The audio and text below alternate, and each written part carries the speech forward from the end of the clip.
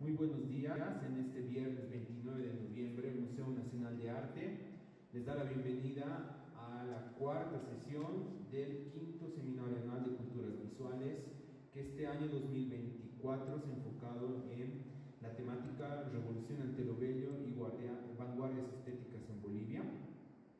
Este viernes hemos enfocado y vamos a enfocar nuestras reflexiones en torno a la temática El arte más allá del arte, que es parte de esta convocatoria que hizo el Museo Nacional de Arte.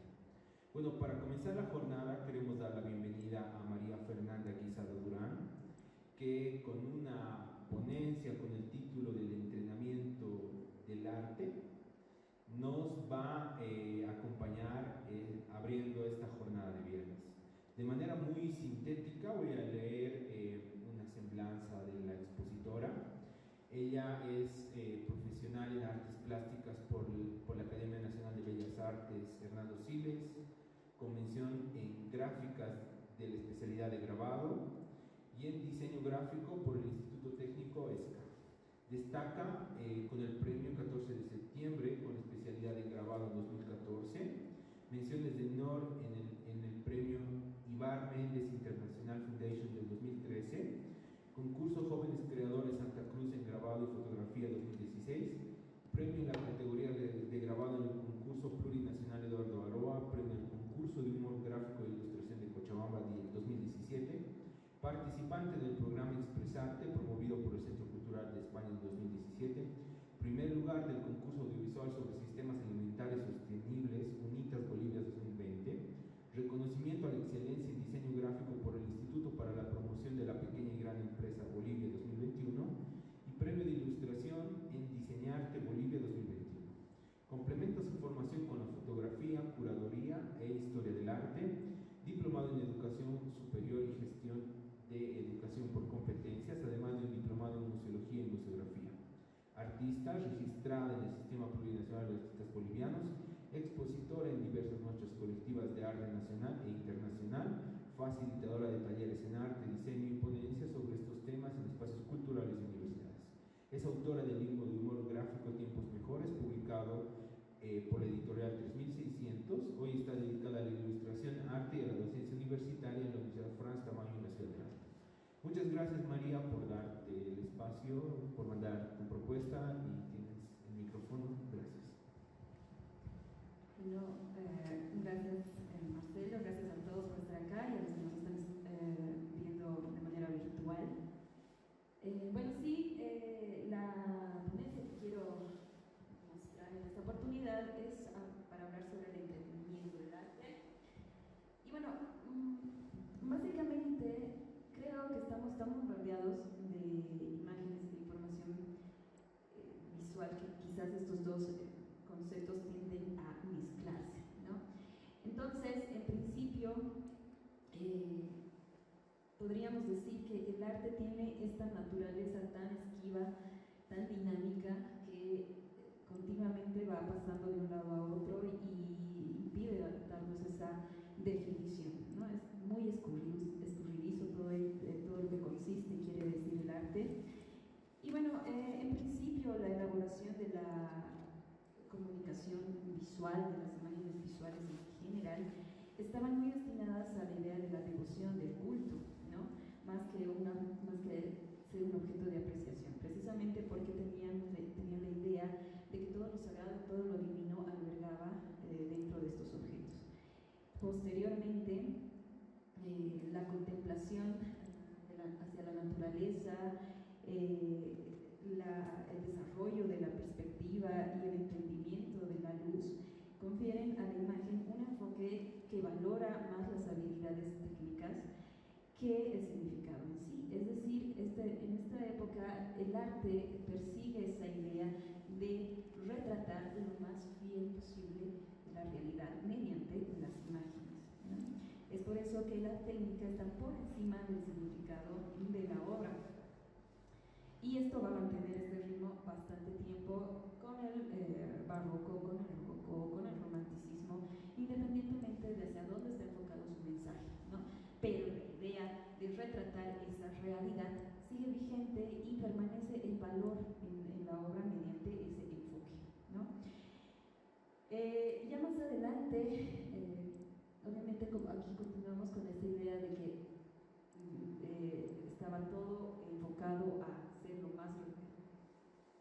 parecido a la realidad posible. Aquí tenemos a Alberti con su tratado que nos hablaba de esta idea de que el arte era arte cuanto más pareciera y se asemejara a la realidad, ¿no? Entonces, más adelante, ya esta idea de perseguir la realidad, de ver el exterior y de plasmarlo mediante las imágenes, ya torna a los artistas, al individuo, a verse por dentro, ¿no? Es decir, que ya no es tanto la idea de retratar o de buscar esa fidelidad en el exterior, en lo que vemos de nosotros en la exterioridad, sino de ver algo mucho más interno, ¿no? Aquí la mirada cambia con el modernismo y las vanguardias que crean esa ruptura de los conceptos que estaban muy arraigados en el arte, explorando la percepción y las nuevas formas de expresión, ¿no? Entonces aquí el individuo, el artista, ya no mira el exterior fuera de él, sino que mira por dentro, ¿no? Y aquí vemos diferentes movimientos como el expresionismo, que ya trata de retratar algo más real que la realidad vista, sino algo que nos sucede por dentro, ¿no? Y ya no hacer algo que se vea lindo, sino como nos sentimos. Y obviamente todo esto va cambiando a medida que pasa el tiempo, y ya con la posmodernidad el arte toma un sentido más incisivo, más desafiante al desafiar estas narrativas establecidas, proponiendo una pluralidad y una diversidad en su campo. Entonces, aquí ya el arte toma esa idea de explorar otras realidades más allá de la externa o de la interna y crear cierta ruptura que acompaña un nuevo lenguaje, específicamente tratando aquí ya nuevos medios junto con la imagen y el movimiento, con el arte de Nam June Paik, que experimenta con estos nuevos medios, o Cindy Sherman o Basquiat, entre otros, ¿no? En donde aquí ya la realidad se torna diferente. Es entonces que ya no vemos ni el exterior ni el interior, sino que creamos una nueva realidad, es un nuevo tipo de arte, ¿no? Entonces pasamos de este principio en donde el arte parte de esta divinidad, de esta idea de mostrar lo sagrado o lo divino, y nos da esa sensación luego de pasar a retratar de manera muy fiel la realidad, ¿no? Y luego vernos hacia adentro y luego crear nuevas realidades. En ese sentido, este principio del arte destinado a la ritualidad ahora lo podemos encontrar en diversos formatos, medios, y estamos ante una era en donde estos procesos de producción van cambiando y por lo tanto se van disminuyendo estos procesos, ¿no? Y se ha concedido el alcance de manera ilimitada en diferentes esferas. Ya no es que concebimos el arte netamente en los museos o en las galerías o en todos estos espacios artísticos y culturales, sino que trasciende. Podemos ver diferentes expresiones artísticas y mensajes de todo contexto y de todo tipo y de toda idea en diferentes formatos, medios, y que pueden llegar incluso a un público masivo. Es de esa manera que el arte se transforma, y aquí es donde entra el debate donde hablamos sobre qué es arte y qué no, precisamente porque todos estos conceptos como que se entrelazan y que tienen un impacto tan ilimitado que nos perdemos en todas las representaciones artísticas o visuales, ¿no? Entonces este debate entra en esta esfera, y a través de eso es que nos ponemos a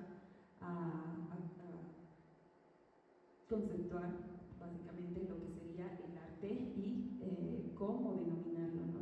Nos encontramos en esta disyuntiva. Y yo quiero tomar de ejemplo aquí el arte nacional, que tenemos como una imagen emblema de lo que sería el arte nacional, justo con el indigenismo, cuyos precursores son Guzmán de Rojas y Genaro Ibáñez, que tenemos aquí una imagen de Genaro Ibáñez, de Guzmán de Rojas, y en el banner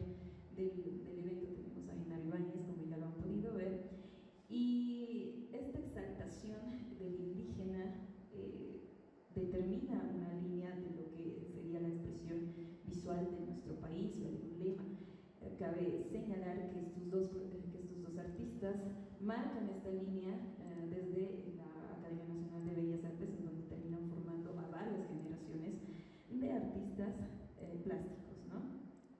Entonces, esto como que ha ido trascendiendo hasta la actualidad y ya como que está demasiado explotado, ¿no? Esta temática, estos personajes, esta idea, ¿no? Hasta el punto de que funcionan hoy como una especie de entretenimiento que resalta por su extrañeza o singularidad y a menudo busca generar simplemente esta idea ya bastante utilizada y explotada a través del tiempo y las artes plásticas. Y por ejemplo, aquí Pedro Perejas nos hablaba sobre que ya esta idea del indigenismo, al ser tan explotado y tan utilizado, como que pierde un poco la idea original que se tenía, ¿no? de poder reivindicar esta escena o estos grupos, ¿no? Entonces habla de que el indigenismo se convierte en un arte de la alta sociedad, ¿no? Que ya no representa tanto las complejidades y la realidad de esta cultura, ¿no? Entonces, al final de cuentas, ¿qué es lo que estamos viendo en las exposiciones, en varias representaciones de imágenes de artes, en donde casi siempre vemos los mismos personajes, la misma temática, pero quizás podría cambiar un poco lo que es la técnica, ¿no? Y aquí volvemos a revalorizar esta idea muy renacentista, muy de la Edad Media, en donde valoramos esta habilidad técnica por encima de lo que nos están queriendo contar, ¿no? Aquí vemos unos ejemplos de una fotografía del artista Gabriel Barceló, retrata a un campesino con toda su indumentaria, es un retrato de manera frontal, y también vemos una obra muy conocida de Rosemary Mamani, donde retrata una paracota que sería también parte del imaginario colectivo que tenemos del indigenismo, ¿no? Entonces, aquí vemos esta idea de explotar las imágenes y simplemente hacer una imagen, mostrar la imagen y ya, ¿no? Entonces no nos interpela tanto, no nos dice mucho, y aquí entraríamos en la discusión de si uno es arte o porque es la técnica, porque está bien hecha, porque está muy relacionado y muy fiel a la realidad, que tiene un detalle muy preciosista y demás, ¿no? A comparación de la fotografía que nos muestra Gabriel Barceló, que obviamente es otra técnica, pero que al final de cuentas nos muestran lo mismo, ¿no? Entonces, en ese sentido, esta idea de este canon que nos muestran incluso de manera foránea, junto con la modelo, bastante bien, muy helénica, su presentación, modelo perfecta de cuerpo, ese desnudo quizás heroico, muy heroico, que son prestaciones foráneas, ¿no? Pero que tratan de retratarlo en esta temática indigenista, con algunos implementos o decoraciones ya muy reconocidas para este colectivo, ¿no? Entonces, toda esta idea de la representación del canon foráneo, muy europeo, está bastante vigente en el aspecto publicitario, ¿no? Lo vemos muy utilizado, pongo de ejemplo esta publicidad de Skins, en cooperación con Dolce & Gabbana, precisamente porque acá, como es una publicidad, es marketing, toma prestados todo lo que es la cultura italiana, porque Dolce & Gabbana es una marca italiana, ¿no? de alta costura. Entonces aquí la modelo sabemos que no es italiana, ¿no? Su producto no es en esta línea, pero adopta estas características para promocionar algo, ¿no? Entonces aquí es válido porque es marketing, ¿no? Es válido porque es una imagen publicitaria. Entonces nos ayuda básicamente a ponernos en el contexto, a vivir de cierta manera estas prestaciones culturales, pero si quisiéramos ser un poco más incisivos y hablar de esto como arte, así tal como lo entendemos, quizás entraría en cierta polémica y nos hablaría sobre esto de apropiación de la cultura y demás, ¿no? Pero como esto es publicidad, es marketing, se pasa, ¿no? Es permitido. Entonces, ese esencialismo realismo exaltado al cual nosotros estamos acostumbrados con esto del indigenismo, asociado con estas imágenes que son publicitarias, provoca cierta exaltación en esto del arte que vemos continuamente en nuestro medio, ¿no? En nuestro medio local. Entonces, esta interpretación prestada de fuera y acondicionada para este lado del mundo, en algunas exposiciones con algunos artistas, funciona como una especie de un acto innovador, quizás, tal vez no nos damos ni siquiera cuenta, ¿no? Entonces, ¿qué es lo que realmente estamos viendo en nuestros espacios culturales artísticos? ¿Qué es lo que estamos consumiendo? Y aquí entramos en esta idea de estamos consumiendo lo mismo de siempre, las mismas fórmulas que nos están proponiendo, o estamos tomando otros conceptos foráneos para poderlos prestarnos y que esto tenga éxito en nuestro espacio, si le ponemos algunos aditivos indigenistas, por ejemplo. Esa idea de fórmulas ya bastante utilizadas para poder reforzar ciertos conceptos y transformarnos en algo nuestro, se ve bastante en nuestro medio, ¿no? Entonces tomamos estas ideas y las transformamos en algo artístico, añadiendo algunos detalles, algunas cosas que se puedan asemejar a nuestro contexto, a nuestra idea, ¿no? Y de esa manera hacerlo pasar como arte innovador o diferente, ¿no? Aquí voy a citar un poco a Adorno y a Max Horkheimer, espero haberlo dicho bien, y con su ensayo de la industria cultural, ¿no? Ellos critican un poco esta transformación del arte y la cultura en productos que se transforman en productos de comercialización para un consumo masivo. Es decir, que aquí se reduce un poco la idea que tenemos del arte así súper tradicional, súper clásica, muy superlativa y no tocarla, ¿no? Entonces se reduce en algún punto en esto de la industrialización o esta industria cultural que sería el entretenimiento. Entonces, en este ensayo nos habla un poco sobre el arte, cómo se convierte el arte en un elemento banal, con un mecanismo de control. Es decir, que aquí al convertir el arte como parte de entretenimiento, de distracción para las masas, como que se quedan tranquilos y así ya no hay una polémica, no se trata de pinchar un poquito todo el escenario artístico local, especialmente de nuestro medio, en donde estamos muy acostumbrados a este arte muy explotado. Y básicamente nos habla de un entretenimiento que finalmente termina por convertir el arte como un instrumento banal, ¿no? Esta idea de generar una distracción superficial, una especie de anestesia para evitar la reflexión profunda y pasar simplemente a experiencias placenteras, efímeras o quizás vacías de contenido, tal vez sustancial, especialmente aquí en el arte que se consume bastante aquí en nuestro medio, ¿no? Entonces el ensayo concluye un poco como una crítica a esto y bastante dura al decir que al señalar que el arte debería resistir esta industria y ser un arte difícil, desafiante y que exija un esfuerzo intelectual y emocional, ¿no? El ensayo de Adorno y demás concluyen esto. Y aquí yo sí entro un poquito en dilema, ya que no necesariamente, como les decía en principio, ¿no? El arte, ¿no?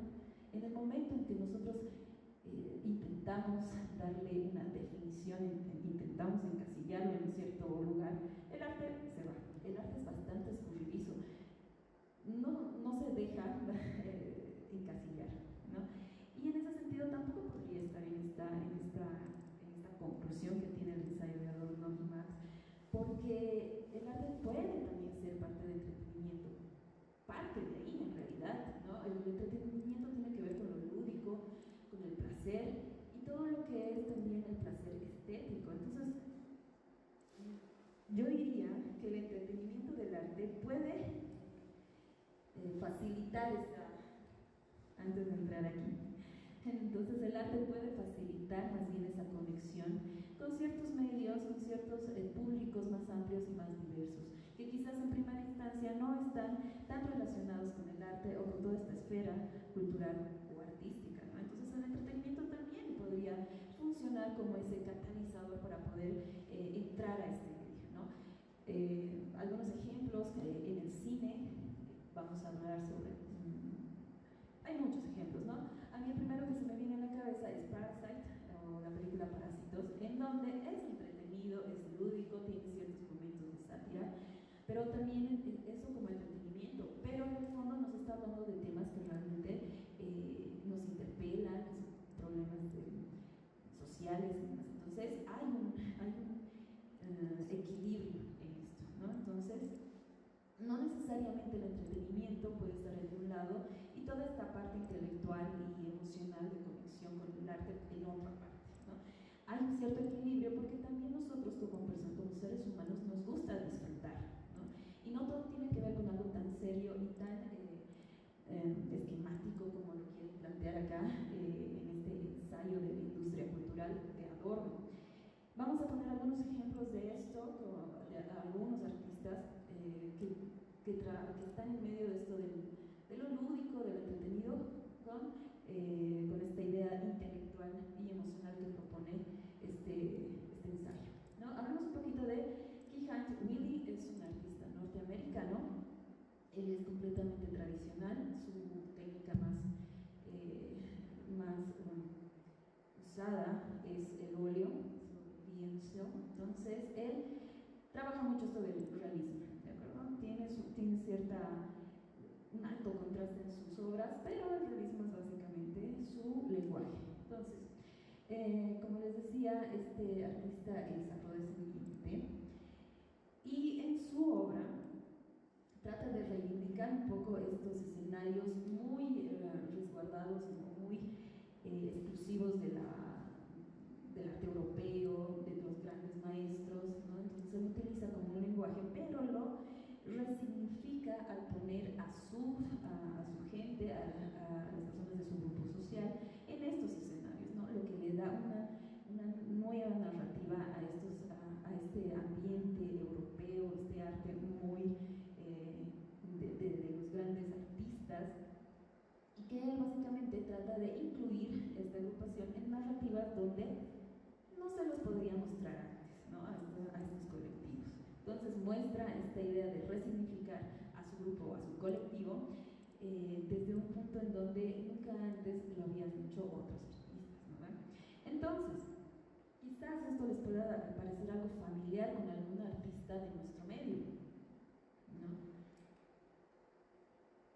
Quien utiliza quizás el mismo recurso es quizás uno de los artistas más importantes de nuestra época contemporánea, que es Christian Leine-Juncker, que utiliza también este tipo de lenguaje para resignificar su grupo social, su ambiente, su vida, en estos escenarios antes excluidos para el arte europeo o artístico, ¿no? Entonces, Christian contribuye con esta aplicación de este lenguaje desde una mirada propia y combinada obviamente con los dos grandes mundos que tiene, que es su familia, su contexto social y todo lo que es lo académico, porque Christian también parte del arte académico, ¿no? Y obviamente él define mucho esto de practicar y demás con su arte y de hacer diferentes referencias y demás, pero su arte, su propuesta, más allá de hacer una práctica como él propone, es realmente significativa precisamente porque, al igual que Keith o Whitney, él resignifica y reivindica de alguna manera estos personajes, este colectivo, en un contexto, en un escenario donde es incluso extraño verlo, pero de la misma manera es muy lúdico y nos interpela un poquito en estos escenarios, ¿no?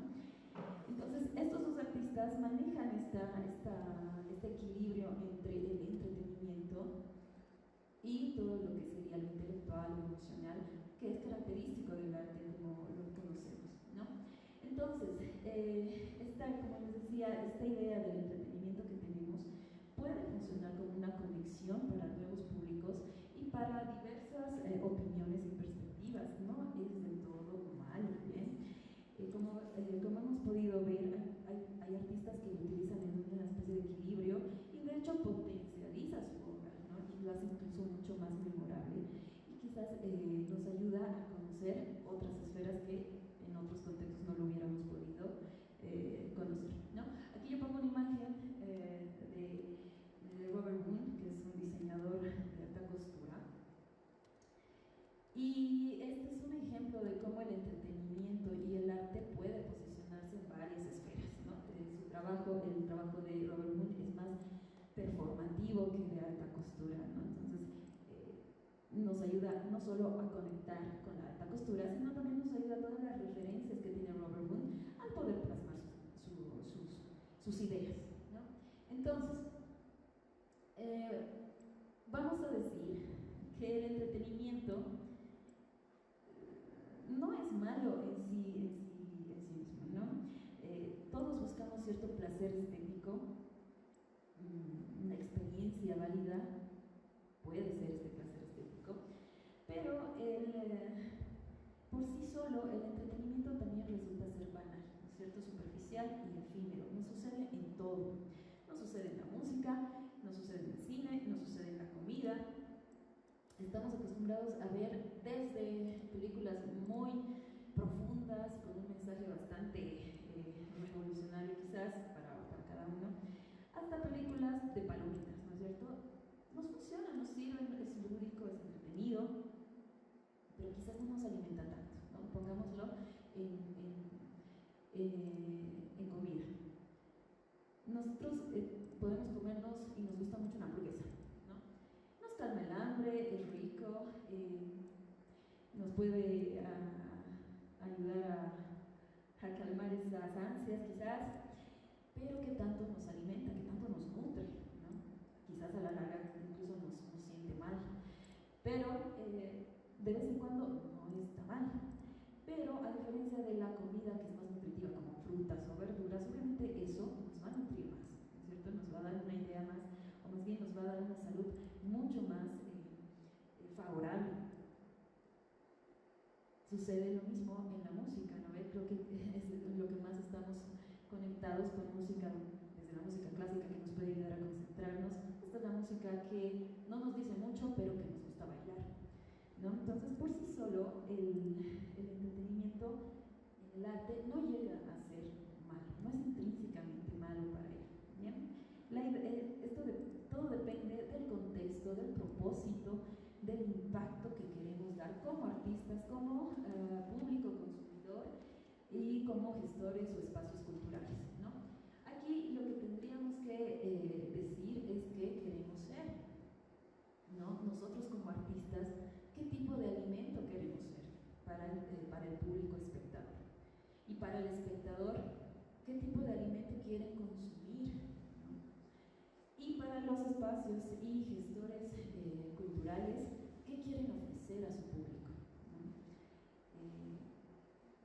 Básicamente se trata de qué es lo que quieren ustedes contribuir con su arte, consumir u ofrecer.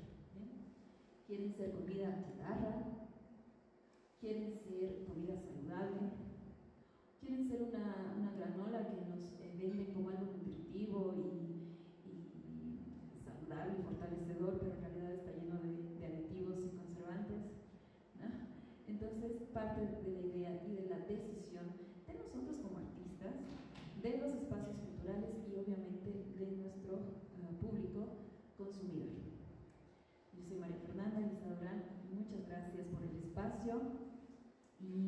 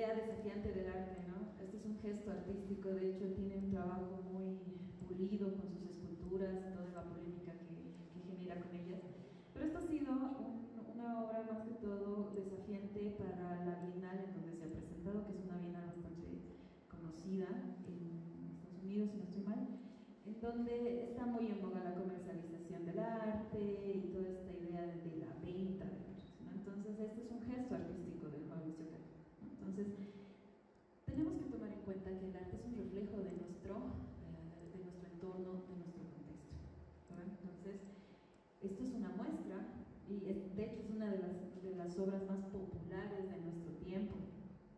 No hay una sola persona en esa Bienal que no se haya sacado una foto con esta obra hasta que se ha podrido la banana o el plátano, ¿no? Entonces, esta es la idea de que no necesariamente el arte tiene que ser muy profundo y con un mensaje tan extremo, ¿no? Lo que hace Mauricio Catlán, por ejemplo, es eso, es molestar, es pinchar a todo el medio artístico, a todo lo que arrastra el medio artístico, desde gestores, curadores, vendedores de arte, y él lo que hace es molestar con esto, ¿no? Y nos da un poquito de razón, realmente nosotros estamos quizás más interesados en lo que mueve el arte o lo que el arte es en sí, ¿no? Y esta es una muestra de ello, ¿no? Cómo nuestra sociedad y el impacto que tienen estos gestos artísticos como Mauricio Catlán y nosotros cómo lo interpretamos, ¿no? Entonces es un reflejo de nuestro tiempo, no es necesariamente malo. Entonces, este es un gancho, por ejemplo, para conocer toda la obra de Mauricio Catlán que tiene, ¿no? Él lo pone como un gesto artístico, no siquiera él lo toma como una obra de arte, porque es una provocación lo que él hace. Y el arte tiene esa particular ser provocativo, desafiante, lo que decía el ensayo de Adorno en Marx, ¿no? Que tiene que ser desafiante, que tiene que empujar a algo más. El medio y la encarnación ya no es tan importante, porque aquí estamos hablando de un arte más conceptual, de un arte más contemporáneo. No sé si responde un poquito a tu pregunta. Una pregunta más, un comentario. Estimada María Fernanda, en nombre del Museo Nacional de Arte queremos entregarte un pequeño obsequio en agradecimiento a tu participación en el Seminario de Culturas Visuales, agradecerte por justamente reflexionar con tanta seriedad el entretenimiento en el arte, y este es un presente en nombre del museo, agradecerte por tu participación. Muchas gracias y un aplauso por favor para María. Ahora vamos a invitar a Ivana para que se aproxime acá y ya tenemos lista su ponencia. Vamos a listar algunos elementos para que pueda comenzar.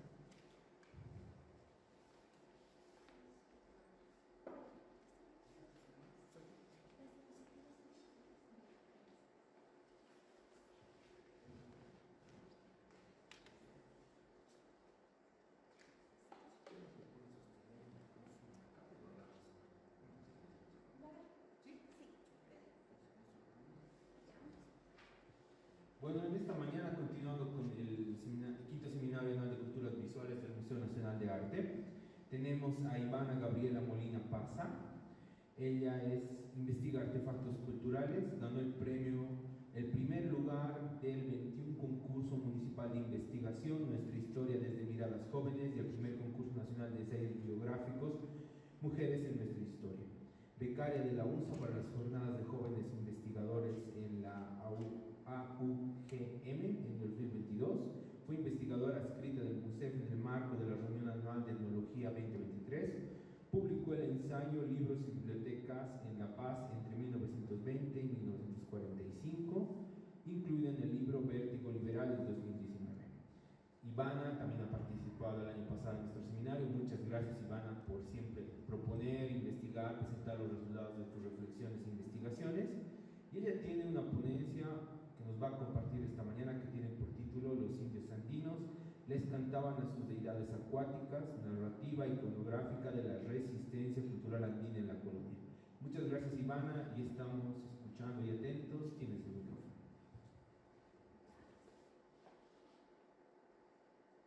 Buenos días, yo soy Ivana Gabriela Molina Paza y bueno, les voy a traer un adelanto de una investigación que es un poco más larga, entonces aquí les presento la introducción y las conclusiones.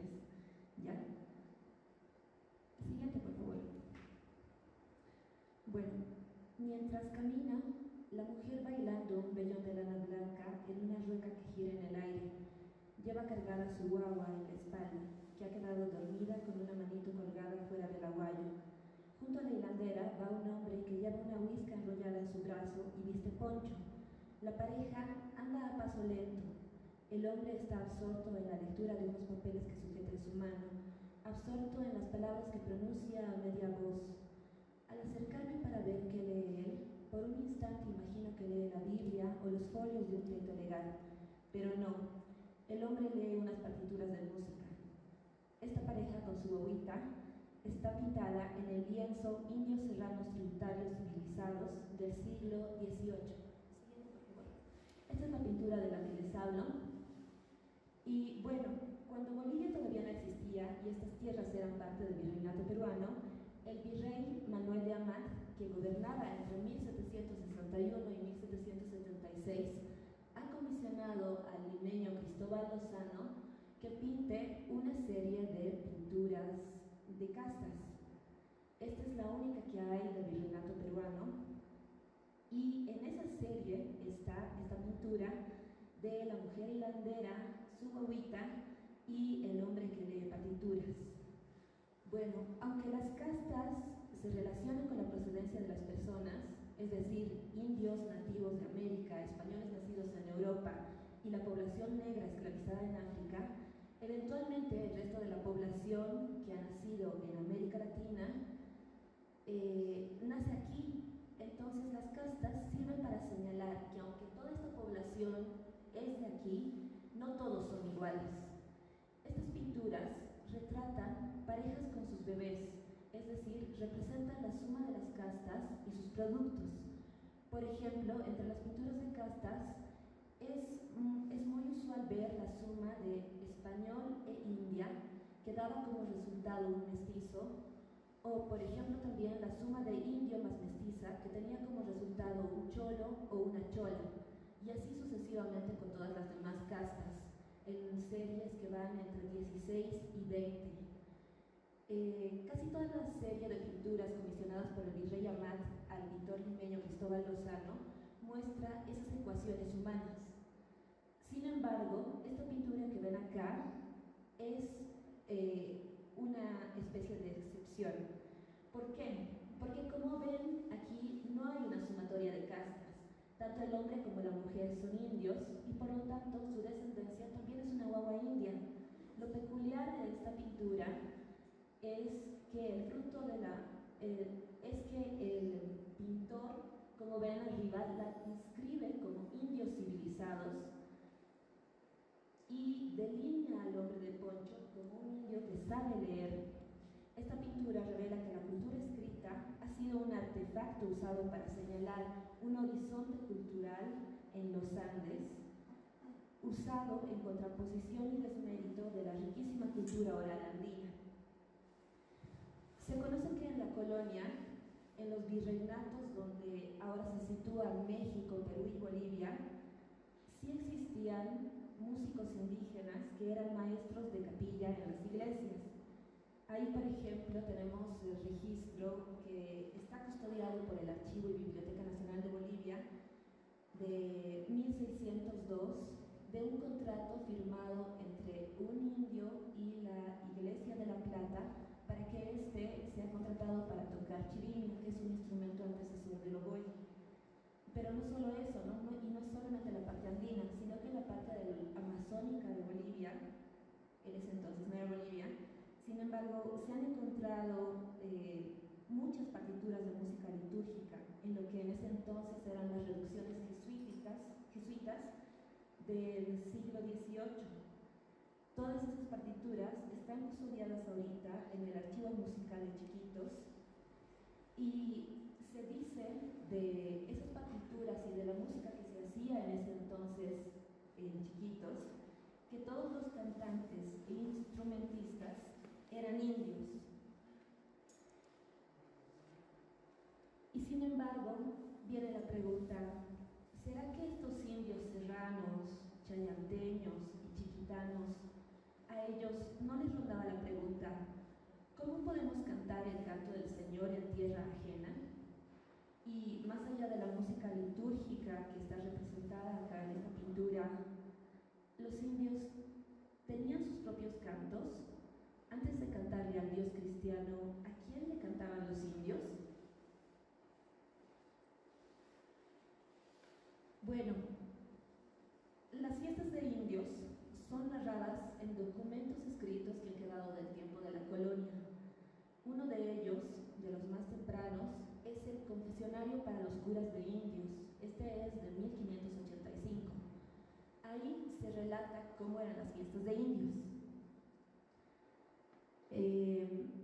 Dice que en sus fiestas los indios bailan, cantan y tocan sus tambores, mientras hacen rituales para sus huacas, ofreciéndoles chicha, coca y cuis. Ellos tocaban pinquillos, quenas y sicus. Esta descripción que aparece en el Confesionario de Curas de Indios se hace así tan detallada porque tenía que guiar a los curas en la detección, castigo y eliminación de las idolatrías de los indios, ya que desde 1541 la Iglesia ha ordenado oficialmente la destrucción de los ídolos de los indios y en adelante la extirpación de idolatrías para toda la población indígena bautizada. Sin embargo, se cuenta también que en el siglo XVI los indios se han resistido a dejar su espiritualidad andina y han iniciado un movimiento festivo disperso por todos los Andes. Ese movimiento se ha conocido como el Taquiongoi. En el Taquiongoi del siglo XVI, los indios se reunían en los poblados en torno a Cusco, La Paz, Huamanga y Chuquisaca, entre otros. Ahí ellos renegaban colectivamente del catolicismo, proclamaban que echarían al mar a los colonizadores españoles y anunciaban el regreso de sus huacas. En esas reuniones ellos entraban en trance, bailando y embriagándose. Por eso se conoce este movimiento como Taquiongoi, que del quechua al español se traduce como enfermedad del canto. Cuando la Iglesia buscaba cortar la espiritualidad andina y destruir las huacas, también ha intentado reducir y eliminar las fiestas de los indios. Entonces las huacas han sido quemadas y todos los indios acusados de idólatras han sido castigados con latigazos y también exiliados de sus tierras. Ellos, en respuesta a estos abusos, han atrapado o agarrado a varios curas de las iglesias y los han castigado en algunos casos sacrificándolos, ¿no? Matándolos. Ante todo eso, es llamativo porque el pintor que ha contratado el virrey Amat escoge representar la cristiandad de la familia india con partituras de música y no, por ejemplo, agarrando una Biblia o como se hacía en otras pinturas de la época, representar a los indios tal vez en gesto de orar, ¿no? Rezando. Y la respuesta es tal vez porque había la intención de reemplazar sus cantos con música litúrgica. Como no se podía silenciar ni detener las fiestas que ellos hacían, porque la cultura oral y la cultura sonora no se puede quemar, entonces el pintor crea una representación ficticia y visual para el poder y subordina así el enorme sistema de conocimientos de la cultura oral andina ante la cultura occidental, que en ese momento era predominantemente escrita, ¿no? Ese es un gesto en el que el rey manda a enseñar quién es el rey para que después todos le reverencien y le obedezcan. Pero solamente funciona si la población hace lo que el rey indica. Y bueno, unas décadas apenas antes de que se pinte el lienzo que les he mostrado, se termina de construir la fachada de una de las tantas iglesias que hay en Potosí. Esta es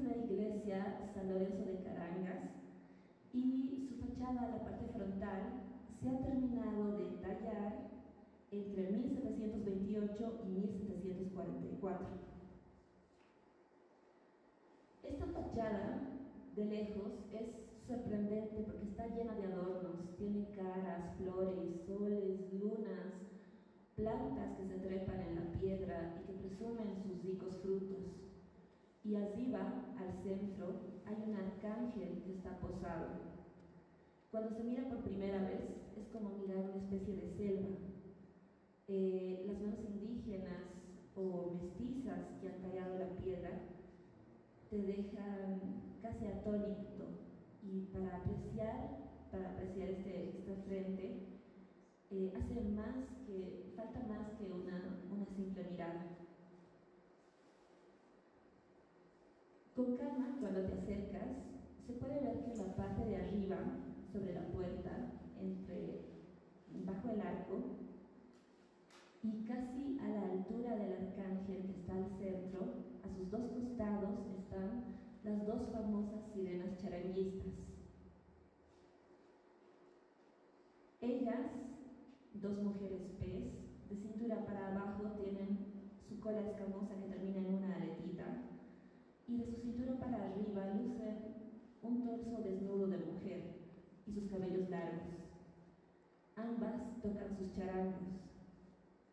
¿Cómo han llegado estas figuras, estas sirenas, ahí?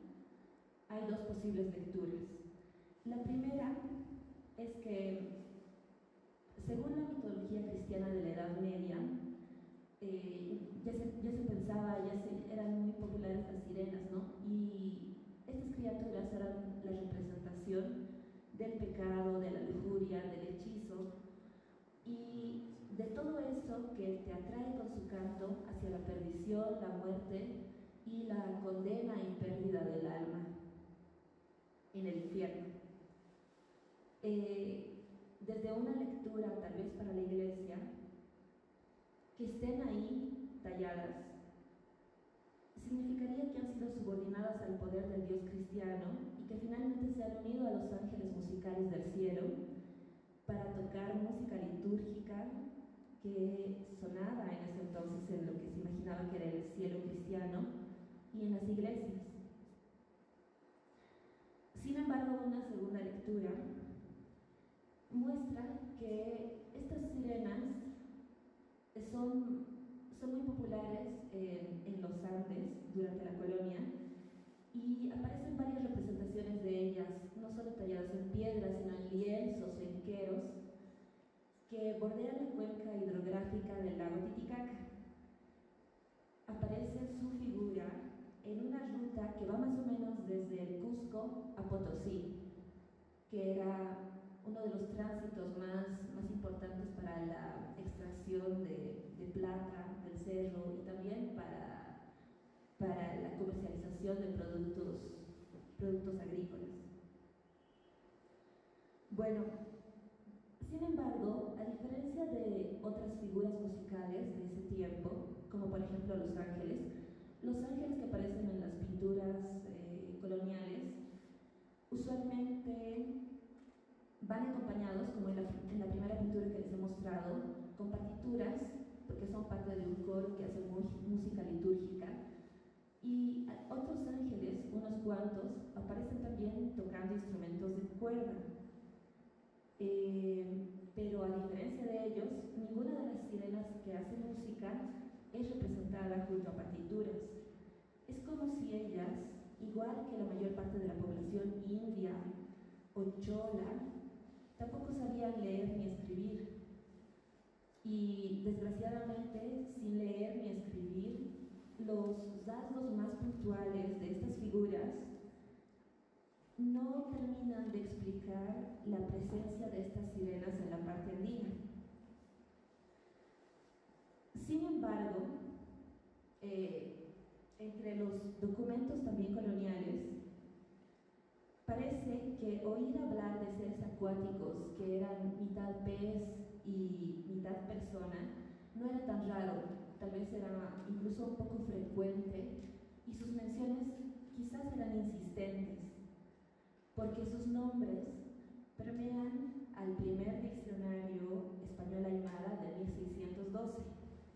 Ahí el cura Ludovico Bertonio escribe, ¿no?, muy molesto, que los indios hablan mucho de su dios Tunupa, que es un dios falso, y que entre las leyendas que cuentan de Tunupa dicen que él ha pecado en el lago Titicaca con dos sirenas, a las que Ludovico Bertonio nombra como Quesintu y Umantu. Estos seres casi endemoniados para el cura comparten su nombre con dos peces que para ese entonces ya vivían en el lago Titicaca y que también el cura Bertonio enlista en su vocabulario. Pero más allá de eso, junto a Quesintu y Umantu, las sirenas andinas de las que se escribe en el vocabulario aymara, se filtran y asoman una serie de nombres más de deidades andinas acuáticas. Entre esas están, por ejemplo, Copacabana, que es una de las primeras deidades a las que le han destruido su altar, que estaba situado también en el pueblo que ahora es Copacabana, y sobre el que se ha construido el templo para la Virgen de Copacabana, que es una virgen llamativa también, porque a diferencia de otras vírgenes que son, pónganse, no sé, Virgen, no sé, Santa Cecilia, esta virgen conserva el nombre del lugar. No muchas tienen ese nombre. Otro ejemplo interesante de las deidades andinas acuáticas es Pachacamac, del que tampoco se tienen muchos registros, pero se cree que custodiaba para los andinos el Océano Pacífico.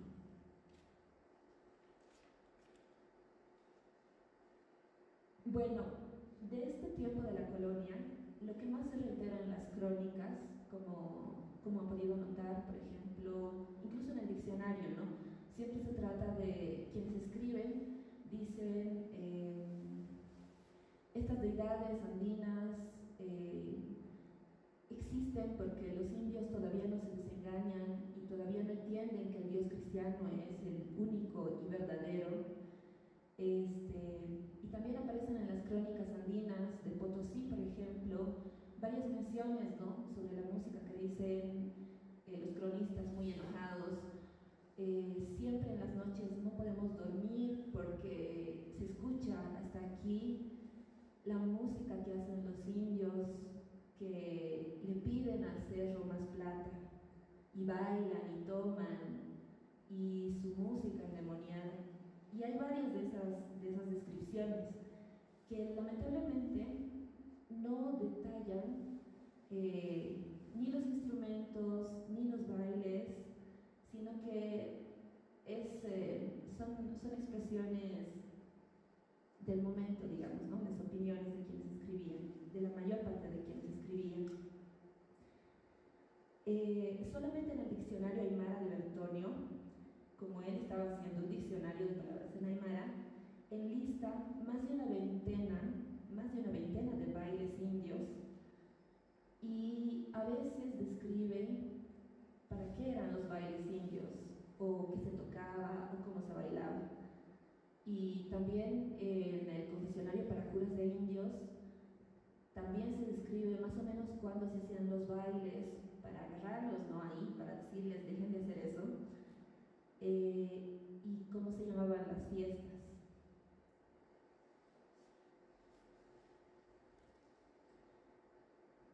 Entre esos documentos está también el de don Felipe Guamán Poma de Ayala, que él cuenta de los bailes que se hacían en los 4 suyos del Tahuantinsuyo. Él no se detiene en los detalles porque habla de los bailes de cada uno de los suyos, de los 4 suyos, y de los motivos por los que se bailaba, que como ya les decía, eran las siembras, las cosechas, la fertilidad en la parte de los Andes, principalmente eso. Y hasta donde he visto, solamente en los dibujos de Guamán Poma de Ayala aparecen aparentemente algunas quenas, algunos pinquillos, pero todos estos instrumentos han sido relegados y no son representados en realidad en el arte del barroco mestizo. Posiblemente por ese motivo, esta, que se identifica como una sirena andina, no está tocando ningún sigun, ni ningún pinquillo, ni ninguna quena, sino, como está en el frontis de una iglesia, está tocando un instrumento de cuerda. Bueno, los siguientes siglos, el mundo indio es relegado aún más, y los indígenas pasan a ser una curiosidad que se aparecen, son para fotografiar, para las expediciones de los grandes imperios. En ese largo tiempo, las deidades dejan de ser mencionadas.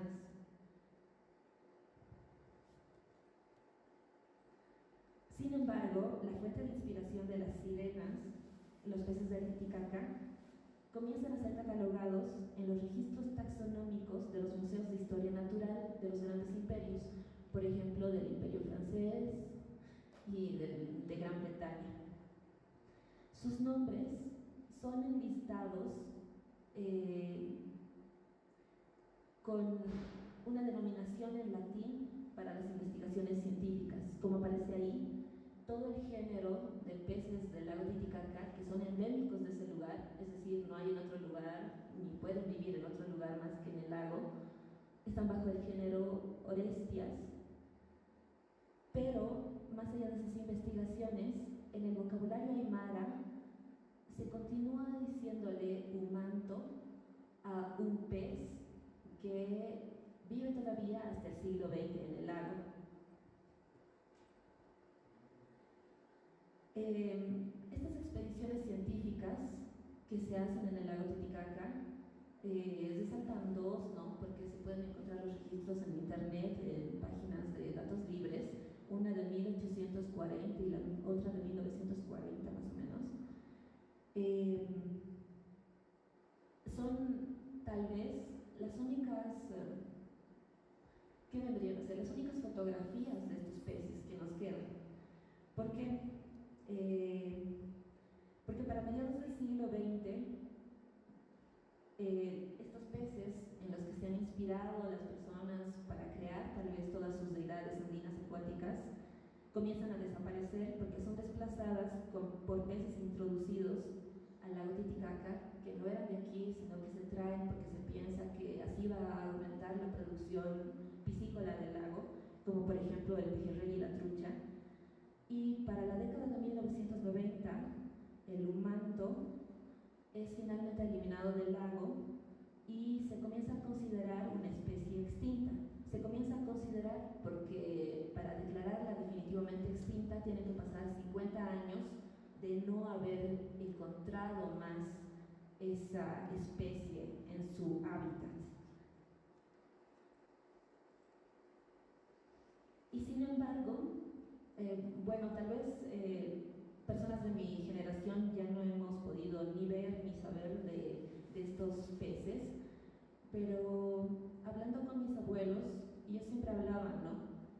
De unas boguitas, que se vendían en el mercado de la garita para 1950, para 1960, que incluso dice que se pescaban en el río Desaguadero y que tenían alrededor de 20 centímetros, como este que están viendo, ¿no?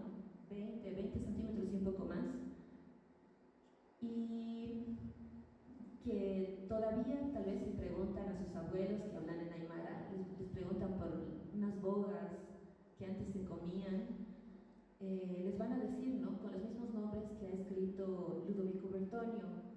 Se llamaban humanto y jesi, y todavía los manejan así, o por lo menos mis abuelos les recuerdan así, mi abuela. Bueno, la pintura, la primera, sobre la serie de castas, es destinada a España tras ser pintada.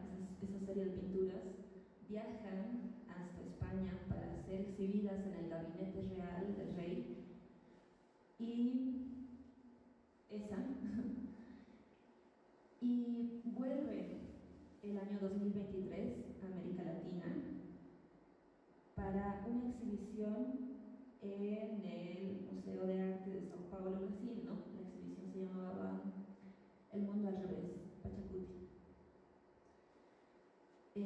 Las sirenas de la iglesia de los Carangas de Potosí continúan expectando el paso de los siglos sin revelarnos su nombre, y esa misma fragilidad de la oralidad, esa imprecisión que tiene al no registrarse ni en piedra, ni en lienzo, ni en papel, puede ser también tal vez donde reside su fuerza. Ya, en el siglo XX, los registros etnomusicológicos nombran de nuevo quizás una variante de la sirena charanguista. Cuentan que en el norte de Potosí, para las fiestas indígenas con piquillos, los campesinos creen que los instrumentos adquieren su sonido con la visita de un personaje al que nombran como Sirinu. Esperan a ese personaje para que dé sonido a sus instrumentos y para que les regale también las tonadas que ellos van a tocar en las fiestas, en manantiales de agua, en quebradas y en precipicios. Ahí es donde los indígenas van a buscar el sirino. Y para nuestro siglo, para el siglo XXI, el sereno aparece incluso como noticia en los periódicos. Hay registros, o no registros, ¿no? De hace unos 10 años o 7 años, donde en entrevistas para el carnaval, los músicos de banda y los músicos de bronces cuentan que van a buscar al sereno y le piden, como a un santo, como a Santa Cecilia, su bendición. Y ahí ven, ¿no? Un músico ya de nuestro tiempo, que aunque está agarrando sus partituras, como la primera pintura que les he mostrado, y lo que no se ve, porque es oral y es una práctica, también es muy común entre ellos ir y pedirle melodías, pedirle sonido al sirino para sus instrumentos. Bueno, el formato de partitura es parte del aprendizaje, pero las deidades andinas siguen ahí, siguen regalándoles sonidos para los bailes nacionales, heredados de la cultura chola e india. Eso sería todo. Gracias.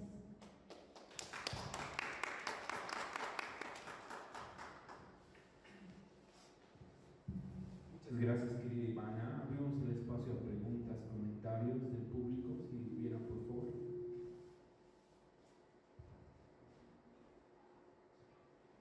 Yo tengo una pregunta, Iván. Bueno, como que las sirenas tienen como otra connotación también en la tragedia griega, digamos, ¿no? La tragedia romana, tragedia griega, y como que el arte conocido como barroco, mestizo, y las nuevas miradas que se está dando a las sirenas y a las deidades acuáticas, pareciera que vuelven a esta mirada griega, romana, y le quitan estas connotaciones tan moralistas del cristianismo, digamos, ¿no? De que como es lo bueno es lo malo, estas duplicidades un poco raras. Entonces, y vuelven a esta idea un poco más festiva, ¿no? Como lo que se referencia al taquiongo y como sus clases de música, ya no como una cuestión tan cargada, ¿no?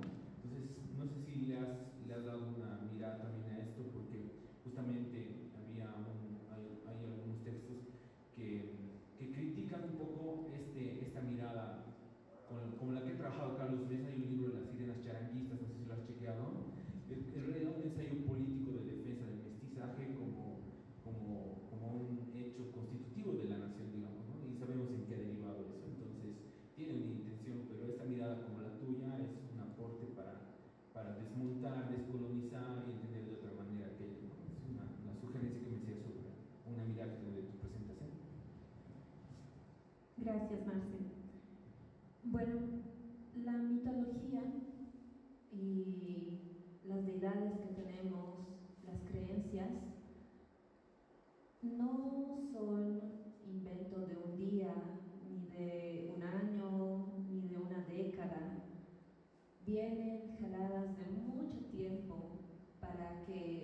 se enlacen con todo, como por ejemplo con los ciclos agrícolas en el caso de aquí de la parte andina, o se representen en objetos, o se enlacen con la música, o se tengan que adecuar a los mandatos del poder, pasa realmente mucho tiempo. La cultura es muy flexible, pero sus procesos son muy largos, y es como tú dices, ¿no? Las sirenas cristianas a las que se refería la iglesia aquí en época colonial tienen su raíz en la mitología cristiana. Digo mitología porque en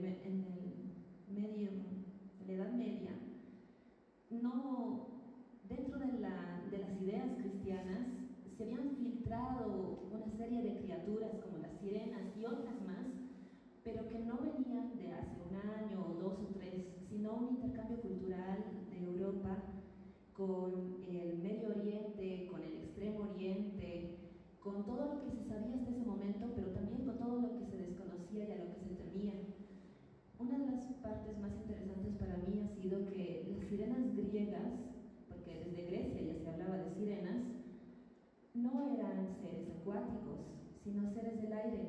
Las sirenas eran aves con cabeza de mujer, y así es como cantaban y atraían a las personas. Que ya, claro, como tú dices, para la Edad Media, todos estos seres que tenían una complejidad mayor pasan a habitar un esquema y un sistema en el que las cosas van hacia arriba, o son divinas o están poseídas por el demonio. Entonces el tránsito de estas figuras, solo del nombre, todos los cambios que hace, incluso pasar ¿no? En un milenio, ser un ser del aire, y luego ser un ser del agua, pasar a otro continente, tener una relación con otras deidades como tal vez Copacabana o Pachacamac, o con estas mismas Kesintu y Umantu. Es algo muy interesante, es algo que merece nuestra atención y que merece estudiarse mucho.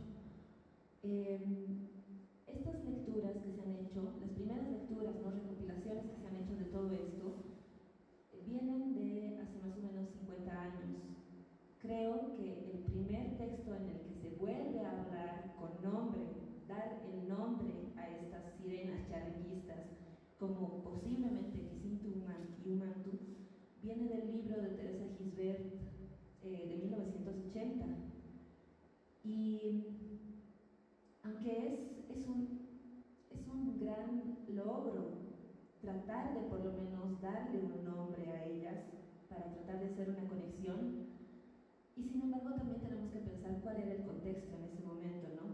Se quería hacer una especie de conciliación de la cultura y trabajar también, profundizar en esta idea de la identidad nacional mestiza y resolver así tal vez las diferencias culturales que había. Es más o menos ese el tono que tiene Teresa Gisbert en sus libros, que son muy ricos, merecen ser leídos, pero ese es el tiempo del que se escribe, desde el que ella ha escrito. Sin embargo, cuando ahora yo lo leo, me da la sensación de que sí es cierto, no es que se elimina una cultura completamente para tener otra por encima, pero sí hay una pérdida, y yo lo siento así, porque no es lo mismo tener una figura de la que no sabemos ni su nombre y tener otros nombres, ¿no? Y bajo conceptos como sincretismo cultural, es posible que se haya querido resolver eso, y pienso que no se ha resuelto por esta cuestión de los nombres, ¿no? Por esta cuestión de los nombres, por una cuestión de la memoria, que es difícil también de trabajar, porque, como les decía, para que permanezca, muchos de estos registros tenían que estar o en la pintura, o en la piedra, o escrito, y se ha relegado políticamente la cultura indígena. Entonces, posiblemente queda por debajo todavía algunas deidades con las que se debería investigar, tal vez haciendo trabajos más antropológicos. Como ya digo, por lo menos en el caso de mis abuelos, ¿no? Pero eso ya no ha llegado a mí. Ellos sí se acuerdan de los peces que tenían ese nombre, Sintu, que sí nomás ya, y un manto, pero ya no están conectados a la historia, a la deidad. Y por otro lado, la base material para todas estas deidades andinas acuáticas está siendo destruida también, o ha sido destruida sistemáticamente. El lago Titicaca está cada vez con menos población de especies nativas, y incluso los carachis negros y amarillos están ahorita en peligro de extinción, junto con otros más, ¿no? Entonces es una relación muy compleja. Quisiera hablar muchísimo más, pero quiero dar paso también a las siguientes panelistas. Eso sería todo. Gracias. Muchas gracias. Voy a pedir un aplauso para Ivana, por favor. Querida Ivana, en nombre del Museo Nacional de Arte, queremos hacerte entrega de un presente por tu participación en el seminario. Agradecerte infinitamente por siempre participar, responder a las convocatorias del museo, y obviamente que tu exposición es muy importante para nosotros en el marco de pensar nuestras exposiciones como la del Bicentenario al año, y ir desmontando y deconstruyendo y ir a la búsqueda de estas imágenes iconográficas importantes para todos los bolivianos, la cultura en general, ¿no? Muchas gracias, Iván. Ahora vamos a invitar a Vania para continuar con esta mañana.